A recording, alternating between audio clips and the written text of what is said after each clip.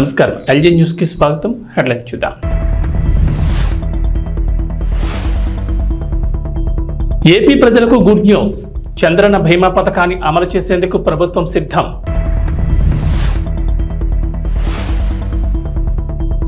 ఏపీలో భారీగా ఐఏఎస్ల బదిలీలు. మొత్తం 18 మంది ఐఏఎస్లను బదిలీ చేస్తూ రాష్ట్ర ప్రభుత్వం నిర్ణయం.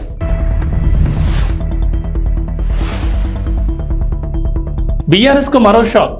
కాంగ్రెస్ కూటికి రాజేంద్రనగర్ ఎమ్మెల్యే ప్రకాష్ గౌడ్.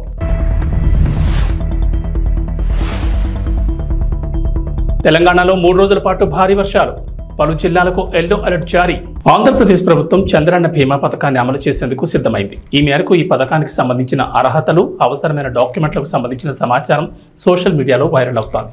చంద్రన్న బీమా పథకం ద్వారా ప్రభుత్వం ఏపీలోని పేద అసంఘటిత కార్మికుల కుటుంబాలకు భద్రత కల్పిస్తోంది. ఈ పథకం కింద మరణం, శాశ్వత వైకల్యంతో బాధపడుతుంటే బీమా మొత్తాన్ని లబ్ధిదారుడు కుటుంబానికి అందిస్తారు. చంద్రన్న బీమా కింద 1.5 లక్షల నుంచి 10 లక్షల వరకు బీమా కవర్ అవుతుంది. 15 రోజుల్లోపు లబ్ధిదారుల కుటుంబ సభ్యుల బ్యాంక్ ఖాతాలోకి జమ అవుతుంది.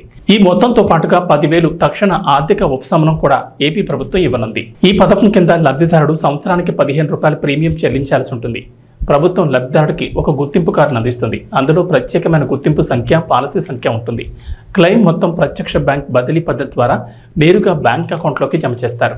లబ్ధిదారుడు ఏదైనా సమస్యను ఎదుర్కొంటుంటే వారు బీమా నమోదు, క్లెయిమ్ చెల్లింపునకు సంబంధించిన ఫిర్యాదు కోసం PDDRDAను సంప్రదించవచ్చు. ఆంధ్రప్రదేశ్ డిప్యూటీ సీఎం పవన్ కళ్యాణ్ వినూత్న నిర్ణయం తీసుకున్నారు. తనను కలిసేందుకు వచ్చేవారు బొకేలు, విగ్రహాలు, శాలువాలు తీసుకురావద్దని విజ్ఞప్తి చేశారు. వాటి బదులు ప్రజలకు ఉపయోగపడే వస్తువులు తీసుకురావాలని పవన్ కళ్యాణ్ కోరారు. తనను కలిసేందుకు వచ్చేవారు కళ్లకు ఇంపుగా కనిపించేవి, కనులకు నిండుగా కనబడేవి కాదు, 10 మంది కడుపు నింపేవి, పేదలకు ఉపయోగపడేవి తీసుకొస్తే బాగుంటుందన్నారు. ఈ పిలుపు మేరకు జనసేన పార్టీల ఎంపీలు ముందుకొచ్చారు. పవన్ కళ్యాణ్ కలవడానికి వచ్చిన సమయంలో బొకేకు బదులుగా కూరగాయల బుట్టను బహుకరించారు. ఈ వినూత్న ఆలోచనతో ముందుకొచ్చిన ఎంపీలు బాలశౌరి, ఉదయాలను పవన్ కళ్యాణ్ అభినందించారు.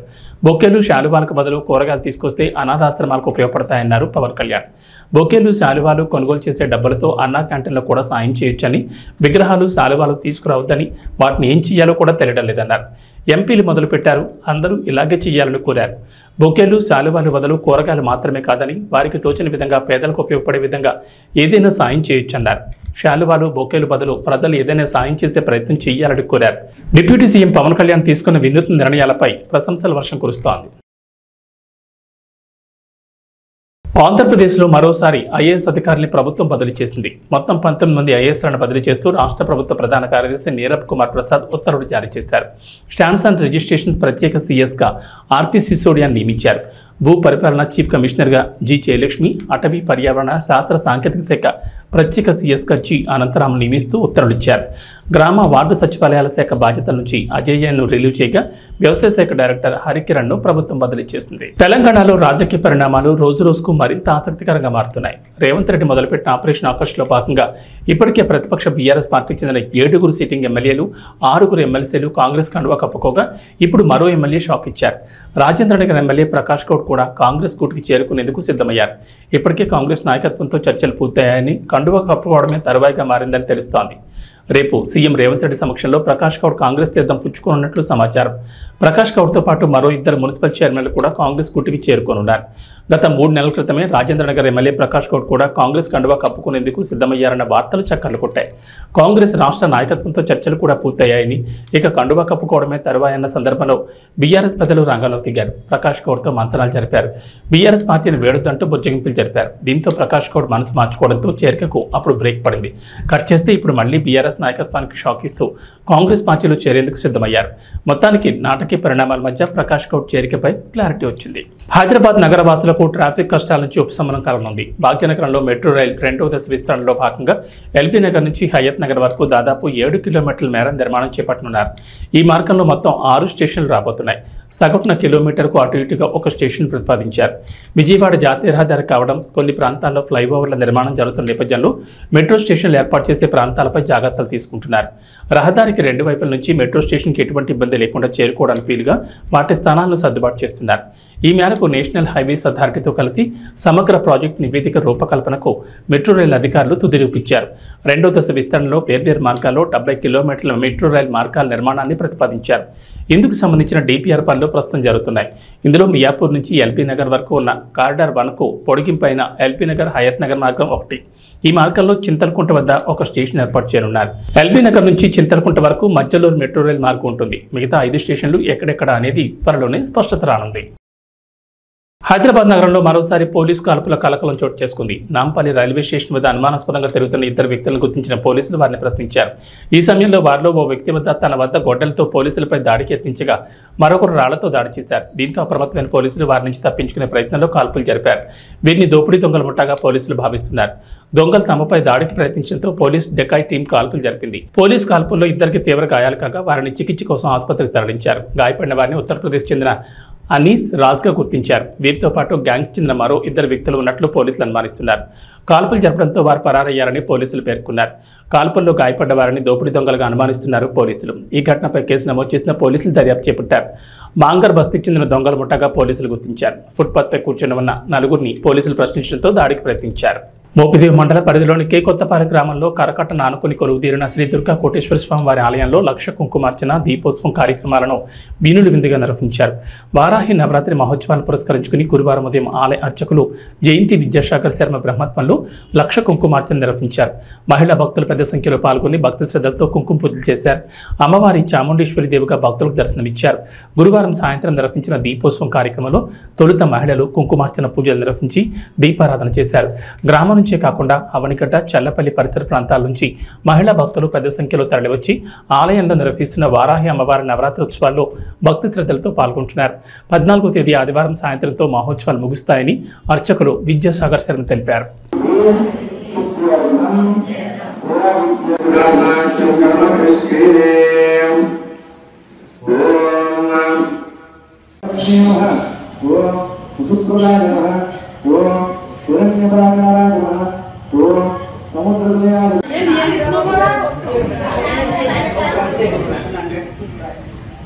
మగవాళ్ళు కూడా వెలిగించచ్చు.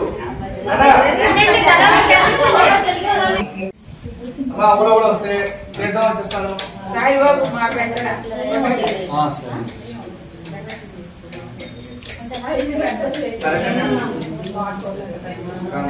అనుగ్రహ ప్రసాద సిద్ధి ద్వారా మమ మనస్సంకల్ప సిద్ధ్యర్థం మమ సంపూర్ణ ఉపచార పూజ సహిత సంపూర్ణ లక్ష కుంకుమార్చనం మమ ఉన్నత స్థానే సకల ప్రాతకాల శుభదినే శుభ సమయే మంత్రాలయంలో జనసేన పార్టీ 4 మండల నాయకులతో కార్యకర్తలతో సమావేశం జరిగింది. ఈ సందర్భంగా జనసేన నాయకులు కొన్ని విమర్శలు చేశారు. వాటికి నాయకులు కార్యకర్తలు స్పందించి వివరణ ఇచ్చారు. 2019 ఎన్నికల్లో ఎమ్మెల్యేగా మంత్రాలయం నియోజకవర్గంలో పోటీ చేసి ఓడిపోయాను. జనసేన పార్టీ అధిష్టానం ఆదేశం ఏమిటంటే ఎమ్మెల్యేగా పోటీ చేసి ఓడిపోయిన వారే ఆ నియోజకవర్గ ఇన్ఛార్జిగా కొనసాగుతారని చెప్పారు. తాను అప్పటి నుంచి మంత్రాలయం నియోజకవర్గంలో 4 మండలాల్లో ప్రతి గ్రామంలో పర్యటించి కార్యకర్తల సమావేశాలు ఏర్పాటు చేసి కార్యకర్తలను చైతన్యపరిచి పార్టీని బలోపేతం చేశాను. కొన్ని గ్రామాల్లో జనసేన పార్టీ జెండా ఎగురవేశాను. నియోజకవర్గ ఇన్ఛార్జీలకు అంతకుముందు లెటర్ ప్యాడ్లు ఏమిచ్చినా అనంతరం నవంబర్ 2023 14 నియోజకవర్గాల అసెంబ్లీ కాన్స్టిట్యున్సీ లీడర్స్గా అధిష్టానం లెటర్ ప్యాడ్స్లో పంపడం జరిగింది. మిగిలిన 13 నియోజకవర్గాల్లో లేని సమస్య మంత్రాలయం నియోజకవర్గంలోనే ఎందుకు వచ్చింది? ఇప్పుడు ఆ నియోజకవర్గాల్లో వాళ్ళు ఇన్ఛార్జీలుగా కొనసాగుతున్నారా లేదా? నేను నా పైన వాళ్లకు ఫోన్ చేయడం జరిగిందని, మీరు ఇన్ఛార్జ్ కాదని ఎవరు చెప్పారని అన్నారు. కౌతాళ గ్రామం నుంచి పెద్ద సంఖ్యలో మంత్రాలయానికి వచ్చి జనసేన పార్టీ ఇన్ఛార్జ్ వాల్మీకి లక్ష్మణ్ ఆధ్వర్యంలో జనసేన పార్టీలో చేరారు. సులేకేరి గ్రామం నుంచి కూడా వచ్చిన ప్రజలు జనసేన పార్టీలో చేరారు. వాళ్ళందరూ కూడా పవన్ కళ్యాణ్ మీద అభిమానంతో జనసేన పార్టీ ఆశయాలను మెచ్చి పార్టీలో చేరామని, ఇక నుంచి పవన్ కళ్యాణ్ జనసేన పార్టీకి అండగా ఉండి పార్టీ పటిష్టత కోసం కృషి చేస్తామని తెలిపారు. లీడర్లు అయితేనేమి చాలా మంది కూడా చాలా కృషి చేశారు. గెలుపునకు చాలా వాళ్ళ శక్తివంతం లేకుండా కృషి చేశారు. ఇకపోతే ముఖ్యమైన క్లారిటీ ఇవ్వదలుచుకున్నాను. ఎవరైనా మా కార్యకర్తలు కూడా చాలా మంది కూడా నాయకులు చెప్పిన దానికి మా కార్యకర్తలే జవాబు ఇవ్వడం జరిగింది. ఇంకా ఫైనల్ గా నేను మీకు చెప్పదలుచుకున్నది ఏమంటే మా మంత్రాలయం నియోజకవర్గంలో ఉండే నాయకులైతేనేమి, కార్యకర్తలైతేనేమి, క్రియాశీలక సభ్యులైతేనేమి ప్రతి ఒక్కరికి నేను ఒక క్లారిటీ ఇవ్వదలుచుకున్నాను.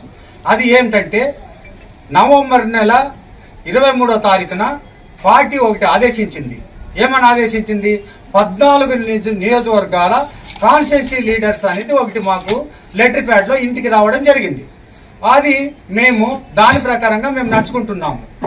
కాబట్టి నా ఒక్కడే కాదు, ఇక్కడ మంత్రాల నియోజకవర్గం ఒకటే కాదు, 14 నియోజకవర్గాల్లో ఇప్పుడు దీంట్లో పేపర్లో ఎవరైతే ఉన్నారో వాళ్లే ఇన్ఛార్జీలుగా కొనసాగుతున్నారు.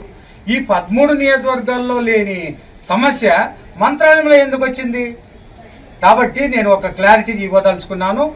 అది మేము 14 నియోజకవర్గాల్లో మేము ఇన్ఛార్జీలుగా కొనసాగుతున్నాము.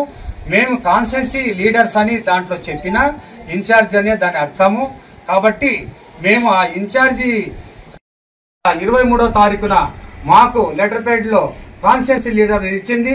దీనికి ఒక టైము కానీ ఒక లిమిట్ కానీ లేదు. మరి ఇది కంటిన్యూషన్ ఉంటుంది దీనికి. ఎందుకంటే ఇది ఫైనల్ లెటర్ అందరికి 14 నియోజకవర్గాల వాళ్ళకి కూడా ఇది ఇంతకుముందు ఏమి ఇచ్చినా కూడా మాఫీ. ఇది మాత్రం జనసేన పార్టీ నుంచి పార్టీ ఆదేశం ప్రకారంగా వచ్చిన లెటర్ ఇది. దీన్ని మీకు చూపిస్తున్నా, దీన్ని మీకు పత్రికా విలేకరుల ద్వారా ఈ టీవీ ఛానల్స్ ద్వారా మీ అందరి దృష్టికి తీసుకొస్తున్నా.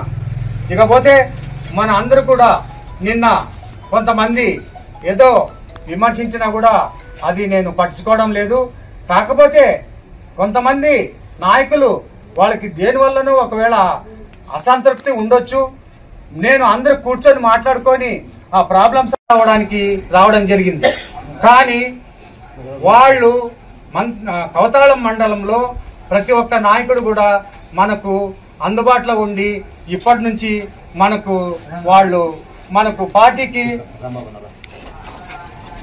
పార్టీకి అంకిత భావంతో పనిచేసి వీళ్ళందరూ కూడా పార్టీకి, పవన్ కళ్యాణ్ గారికి, మన జనసేన పార్టీకి కంకణబద్దులై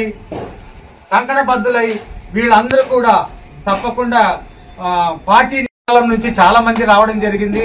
వీళ్ళందరూ కూడా నేను పత్రికా ముఖంగా పేర్లు నేను తెలియజేస్తున్నాను. నేను మీ అందరికి కూడా ఒకే చెప్పదలుచుకున్నాను. ఇప్పుడు చేరిన వాళ్ళకి కూడా చాలా మంది వచ్చారు. వాళ్ళందరినీ కూడా నేను పార్టీ కండువలేసి ఆహ్వానించడం జరిగింది. వాళ్ళందరికి కూడా నేను అండగా ఉంటా. ఏం సమస్య వచ్చినా నేను తీర్చడానికి నేను సిద్ధంగా ఉంటా. ఇప్పుడు ఈ సభాముఖంగా నేను చెప్పేది ఏమిటంటే సులేకేర్ నుంచి కూడా రావడం జరిగింది. సులేకేర్ నుంచి రండి. సులేకేర్ నుంచి కూడా రావడం జరిగింది. కవతాళం టౌన్ నుంచి కూడా రావడం జరిగింది. తర్వాత వీళ్ళందరూ కూడా తొందరలో మేము మీటింగ్ ఏర్పాటు చేసి పెద్ద ఎత్తున అభ్యర్థులు అంటే చాలా మంది ప్రజలు మన పార్టీలోకి రావడానికి ఉవ్విళ్ళూరుతున్నారు. వాళ్ళందరికీ మరీ సభ పెట్టి నేను తప్పకుండా వాళ్ళని అందరూ కూడా పార్టీలోకి ఆహ్వానిస్తా. ఇకపోతే ఇక్కడ ఉన్న వాళ్ళకి కూడా అందరికీ నేను చెప్తున్నా ఒకే మాట. ఎందుకంటే వీళ్లను ఎప్పుడు కూడా నేను కంటికి రెప్పలా కాపాడుకుంటాను. ఎవరికి ఏ సమస్య వచ్చినా నేను అండగా ఉంటా. నేను దాంట్లో వెనుకొచ్చే ప్రసక్తే లేదు. మన కోసిక మండలం నుంచి వీరారెడ్డి ఉన్నాడు, తర్వాత పెద్దగడమ మండలం నుంచి బజార్ ఉన్నాడు, తర్వాత కవతాళం మండలం నుంచి మన సింగరాయకొండ మేజర్ పంచాయతీలో వైసీపీకి చెందిన సర్పంచ్ తాటిపర్తి వనిజ, పంచాయతీ కార్యదర్శి రామకోటయ్య మధ్య వార్ పతాక స్థాయికి చేరుకుంది. ప్రకాశం జిల్లా సింగరాయకొండ మండలంలో మేజర్ పంచాయతీ అయిన సింగరాయకొండ పంచాయతీలో జూనియర్ అసిస్టెంట్ తన గదికి తాళం వేసుకుని సెలవుపై వెళ్లడం జరిగింది. పంచాయతీ కార్యదర్శి జూనియర్ అసిస్టెంట్ రికార్డులు మాయించేసి అవినీతి చేస్తున్నారంటూ రికార్డు అసిస్టెంట్ గదికి వేసిన తాళంపై మళ్లీ తాళం వేశారు సర్పంచ్ వనజ. గదికి తాళం వేసిన విషయంపై ప్రకాశం జిల్లా జాయింట్ కలెక్టర్ ఫిర్యాదు చేశారు జనసేన నాయకులు. ఫిర్యాదుపై విచారణకు వచ్చిన డీపీఓ ఉషారాణి పంచాయతీలో జరుగుతున్న విషయాలపై నామమాత్రంగా విచారించి అవినీతి చేసిన వారిపై చర్యలు తీసుకుంటామని వెళ్లిపోయారు. ఈ రోజు కార్యదర్శిపై అధికారుల నుంచి ఉత్తర్వులు వచ్చాయంటూ హడావిడిగా రికార్డు గదికి వేసిన తాళాలు పోలీసుల సమక్షంలో పగలగొట్టి రికార్డులు స్వాధీనం చేసుకున్నారు. సర్పంచ్ సమక్షంలోని పూర్తి విచారణ చేపడతామని చెప్పిన అధికారులు పంచాయతీ సర్పంచ్కి సమాచారం ఇవ్వకుండా అవినీతికి పాల్పడిన కార్యదర్శి చేత తాళాలు పగలగొట్టి రికార్డులు స్వాధీనం చేసుకోమని ఎలా ఆదేశాలు ఇస్తారని అధికారులపై మండిపడుతున్నారు సర్పంచ్ వర్గీయులు.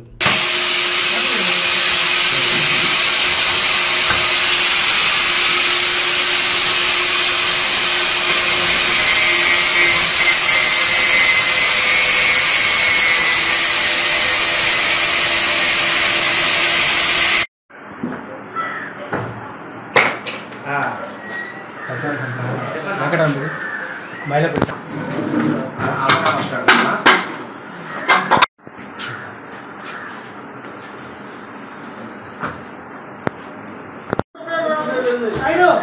మీరు ఆఫీస్ రండి, మీరు అక్కడ కూర్చోవాలి, మీరు అక్కడ కూర్చొని రాసుకోమని చెప్పండి.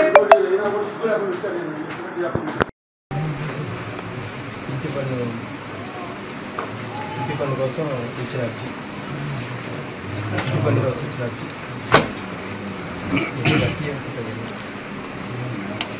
BLR files 2019, BLR file 2019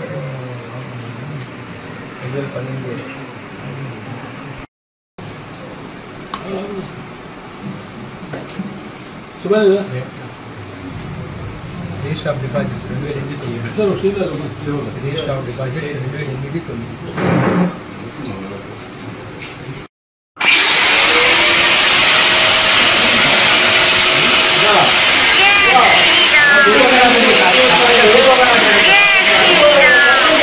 శంకరాగడ panchayati కార్యదర్శిగా 4 నెలల నుంచి చేస్తున్నాను.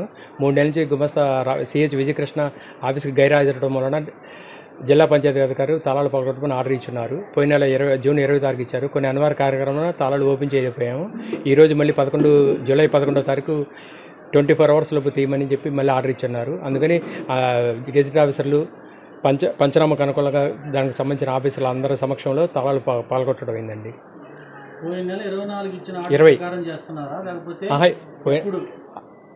ఈరోజు పోయిన నెల 20 తారీఖు ఆర్డర్ ఇచ్చారు. రిమైండర్కి మళ్ళీ ఈరోజు ఇంకో ఆర్డర్ ఇచ్చారు, మళ్ళీ 24 hours తీయమని. అందుకని ఈరోజు తాళం తీసేది.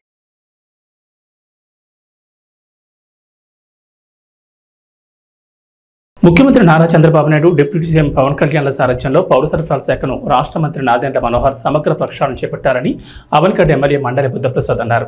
రాష్ట్ర ముఖ్యమంత్రి నారా చంద్రబాబు నాయుడు, రాష్ట్ర ఉప ముఖ్యమంత్రి కొణిదెల పవన్ కళ్యాణ్ నేతృత్వంలో రాష్ట్ర ప్రభుత్వ సహకారంతో రాష్ట్ర వినియోగదారుల వ్యవహారాలు, ఆహార పౌర సరఫరాల శాఖ మంత్రి నాదెండ్ల మనోహర్ ఆదేశాల మేరకు రాష్ట్ర వ్యాప్తంగా చేపట్టిన సబ్సిడీపై బియ్యం, కందిపప్పు విక్రయాల కేంద్రాన్ని అవనిగడ్డ ఎమ్మెల్యే మండలి బుద్ధప్రసాద్ గురువారం చల్లపల్లి రైతు బజార్లో ప్రారంభించారు. ఈ సందర్భంగా బుద్ధప్రసాద్ మాట్లాడుతూ గత ప్రభుత్వంలో సన్నబియ్యం ఇస్తామన్న మంత్రులు ఏ విధంగా మాట్లాడారో రాష్ట్ర ప్రజలు గమనించారన్నారు. రేషన్ డోర్ డెలివరీ పేరుతో ఏర్పాటు చేసిన వాహనాల ద్వారానే పలుచోట్ల రేషన్ బియ్యం అక్రమ మార్గంలో తరలించిన ఉదంతాలు అనేకం వెలుగు చూశాయన్నారు. తూకంలో మోసాలతో రేషన్ బియ్యం దోపిడీ విపరీతంగా జరిగిందన్నారు. ఇలాంటి వ్యవహారాలన్నీ అరికట్టి ప్రజా పంపిణీ వ్యవస్థను క్రమబద్ధీకరించడంతో పాటు నిత్యావసర సరుకుల ధరలను నియంత్రించేందుకు నాదెండ్ల మనోహర్ కృషి చేస్తున్నారన్నారు. అవనిగడ్డ నియోజకవర్గంలో ఎలాంటి అక్రమ రవాణా ప్రోత్సహించేది లేదన్నారు. ఈ ప్రభుత్వం అక్రమాలను సహించదని అధికారులు గుర్తించాలన్నారు. అవనిగడ్డ నియోజకవర్గంలో ఎట్టి పరిస్థితుల్లోనూ పరిపాలన పారదర్శకంగా ఉండి తీరాలని స్పష్టం చేశారు. చట్టబద్ధమైన పరిపాలన జరగాలని సూచించారు. అవనిగడ్డ నియోజకవర్గం నుంచి ఎలాంటి అక్రమ రవాణా జరుగుతున్నా అధికారులు అరికట్టాలని ఆదేశించారు. రైతు బజార్లలో ఏర్పాటు చేసిన సబ్సిడీపై బియ్యం, కందిపప్పు విక్రయ కేంద్రాన్ని ప్రజలు సద్వినియోగం చేసుకోవాలని బుద్ధప్రసాద్ సూచించారు.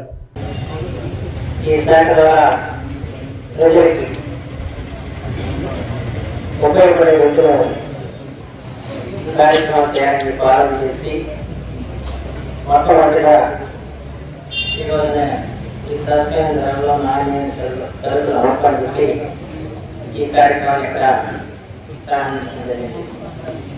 ప్రస్తుతం ఈ కార్యక్రమం రైతు ప్రధాన చోట మాత్రమే ప్రారంభించుకున్నాం. అవనిగడ్డ జిల్లాలో ఉన్న ఒక రైతు ప్రధాన కంటే ఇక్కడ మన కార్యక్రమాలు ప్రారంభించుకోవడం జరిగింది. దీనికి రైస్ మిల్లర్స్ అసోసియేషన్ దీంట్లో మనకి ఇవాళ కందిపప్పు బయట దాదాపు 180 రూపాయలు, దాని విలువ 160 రూపాయలకి మనం అందుతుంది. అలాగే బియ్యం 50 రూపాయలు 85 పైసలు బయట ఉంటే కేవలం 49 రూపాయలకి ఇక్కడ మంచి స్టీములు బీపీటీ స్టోరీ మసూరి బియ్యాన్ని ఇక్కడ అందించే కార్యక్రమం. అలాగే బియ్యం వచ్చి బీపీటీ సోనా మసూరి 52 రూపాయలు 40 పైసలు బయట ఉంటే దాని వలన 42 రూపాయలు అందిస్తుంది. దీనికి వాళ్ళు వినియోగదారు అందరూ కూడా దీన్ని వినియోగించుకోవచ్చు. దీనికి మనకు ప్రత్యేకించి రేషన్ స్టాకులకు సంబంధం లేదు. రేషన్ స్టాకులు చేసే కార్యక్రమాలు జరుగుతూ ఉంటాయి. కానీ ప్రజలందరూ కూడా ఈ ధర పెరిగిపోయి ఇబ్బంది పడుతున్న సమయంలో వంతైన ఉత్సాహం కలిగించాలని ఆలోచనతో ఈ కార్యక్రమం ప్రారంభించడం జరిగింది. అంటే దీని అందరూ కూడా సర్టిఫికేట్ చేసుకోవడానికి మాత్రం ఈ సందర్భంగా మన రైతు బజార్ మన ఆన్లైన్ విధానంలో మనం చాలా RRR మూవీతో పాన్ ఇండియా స్టార్కి ఎదిగిన రామ్ చరణ్కు ఉత్తరాదిని కూడా పెద్ద ఎత్తున అభిమానులు ఉన్నారు. చరణ్ తాజా చిత్రం గేమ్ చేంజర్ కోసం ఆయన ఫ్యాన్స్ ఆతృతగా ఎదురుచూస్తున్నారు. సుకుమార్, బుచ్చిబాబు సినిమాలు కూడా లైన్లో ఉన్నాయి. మరోవైపు ఇప్పటికే రామ్ చరణ్ వద్ద ఎన్నో ఖరీదైన కార్లు ఉన్నాయి. తాజాగా ఈ ఖాతాలో మరో ఖరీదైన కారు చేరింది. Rolls Royce latest version spectra కారును చరణ్ కొన్నారు. దీని ధర ఏకంగా 7.5 కోట్లని సమాచారం. తాజాగా ముంబైలో జరుగుతున్న ప్రముఖ వ్యాపారవేత్త ముఖేష్ అంబానీ కొడుకు అనంత్ అంబానీ వేడుకలకు వెళ్లడానికి శంషాబాద్ ఎయిర్పోర్ట్కు ఈ కారులోనే చరణ్ వెళ్లారు. తన భార్య ఉపాసన, కూతురు క్లింకారాలతో కలిసి ఆయన ముంబై వెళ్లారు. ఎయిర్పోర్ట్కు కారును చరణ్ స్వయంగా డ్రైవ్ చేసుకుంటూ వచ్చారు. మరోవైపు హైదరాబాద్ సిటీలో ఈ కారు ఫస్ట్ కస్టమర్ చరణ్ కావడం గమనార్హం. వచ్చే ఏడాది పాకిస్తాన్ వేదికగా ఛాంపియన్స్ ట్రోఫీ జరగనున్న విషయం తెలిసిందే. ఈ టోర్నీ షెడ్యూల్కు సంబంధించిన ముసాయిదాను సైతం పాకిస్తాన్ క్రికెట్ బోర్డు ఇప్పటికే ఐసీసీకి అందజేసింది. అయితే రెండు దేశాల మధ్య గత కొన్నేళ్లుగా నెలకొన్న ఉద్రిక్తతల నడుమ భారత్ పాకిస్తాన్లో పర్యటించేందుకు విముక్తి చూపుతోంది. హైబ్రిడ్ మోడల్లో టోర్నీ నిర్వహించాలని బీసీసీఐ ఐసీసీని కోరినట్లు వార్తలు వస్తున్నాయి. ఈ వివాదం కొనసాగుతుండగానే పాకిస్తాన్ మాజీ ఆల్రౌండర్ షాహిద్ అఫ్రిది విరాట్ కోహ్లీని ఉద్దేశించి ఆసక్తికర వ్యాఖ్యలు చేశారు. ఇరు దేశాల మధ్య ఉద్రిక్తతలను పక్కన పెట్టి విరాట్ కోహ్లీ ఒకసారి పాకిస్తాన్లో పర్యటించాలని అఫ్రిది కోరాడు. భారత స్టార్ ప్లేయర్ విరాట్ ఒక్కసారి పాకిస్తాన్ గడ్డపై అడుగుపెడితే ఇక్కడ అభిమానుల నుంచి లభించే ప్రేమాభిమానులకు ముగ్ధరవుతాడని చెప్పుకొచ్చాడు. ఛాంపియన్స్ ట్రోఫీ కోసం భారత్ జట్టు పాకిస్తాన్లో పర్యటించడాన్ని నేను స్వాగతిస్తున్నా. మేము గతంలో భారత్లో పర్యటించినప్పుడు మాకు గొప్ప గౌరవం, ప్రేమ లభించాయి. భారత్ చివరిసారిగా 2005లో పాకిస్తాన్లో పర్యటించినప్పుడు కూడా ఇదే జరిగింది. భారత్, పాకిస్తాన్ దేశాల్లో ఆయా జట్ల పర్యటనలను రాజకీయాలకు దూరంగా ఉంచాలి. రెండు జట్లు తలపడడాన్ని మించింది మరొకటి లేదని షాహిద్ అఫ్రిది అన్నాడు. ఇక వాతావరణ విషయానికి వస్తే అల్పపీడన ద్రోణి ప్రభావంతో రాష్ట్రంలో 3 రోజుల పాటు భారీ వర్షాలు కురుస్తాయని వాతావరణ శాఖ తెలిపింది. శుక్రవారం నుంచి ఆదివారం వరకు పలు జిల్లాల్లో భారీ వర్షాలకు అవకాశం ఉందని పేర్కొంది. ఈ మేరకు ఎల్లో అలర్ట్ హెచ్చరికలు జారీ చేసింది. ఆదివారం కొమరం భీం, ఆసిఫాబాద్, మంచిర్యాల, నిర్మల్, నిజామాబాద్, జగిత్యాల, పెద్దపల్లి, జయశంకర్ భూపాల్పల్లి, ములుగు, భద్రాద్రి కొత్తగూడెం, సంగారెడ్డి, మెదక్, కామారెడ్డి తదితర జిల్లాల్లో ఉరుములు, మెరుపులు, ఈదురుగాలతో కూడిన భారీ వర్షాలు పడతాయని తెలిపింది. గురువారం తూర్పు మధ్య తెలంగాణలోని పలు చోట్ల మోస్తరు నుంచి భారీ వర్షాలు కురిశాయి. ఉత్తర, తూర్పు, మధ్య తెలంగాణలో శుక్రవారం సాయంత్రం మోస్తరు నుంచి భారీ వర్షాలకు అవకాశం ఉందని ఐఎండీ అంచనా వేసింది. దక్షిణ తెలంగాణలో అక్కడక్కడ తేలికపాటి జల్లులు పడతాయని పేర్కొంది. హైదరాబాద్ నగరంలోనూ సాయంత్రం వర్షం కురిసే అవకాశం ఉందని తెలిపింది. నైరుతి రుతుపవనాలు చురుగ్గా మారడంతో రాబోయే 2 వారాల్లో రాష్ట్ర వ్యాప్తంగా వర్షాలు కురుస్తాయని ఐఎండీ అధికారులు తెలిపారు. ఈ బులెటిన్ విశేషాలు. నమస్కారం.